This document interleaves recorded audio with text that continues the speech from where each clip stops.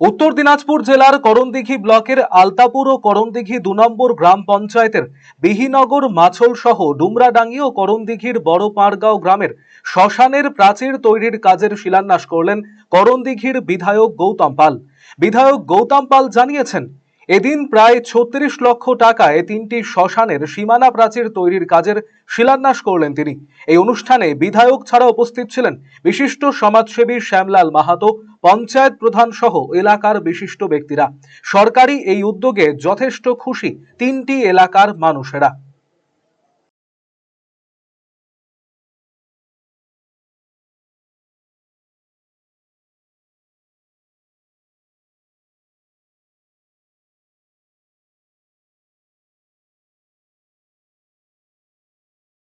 করণদিঘি ব্লকের আলতাপুর 2 গ্রাম পঞ্চায়েতের বিনগর মাছলে একটা বড় শ্মশান আছে। সেখানে মানুষের দীর্ঘদিনের দাবি ছিল একটা বাউন্ডারি ওয়ালের, এবং প্রায় 12 লক্ষ টাকা এখানে স্যাংশন করা হয়েছে, টেন্ডার হয়েছে। আজ থেকে নির্মাণ কাজ শুরু হলো, তারই আজকে উদ্বোধন ছিল।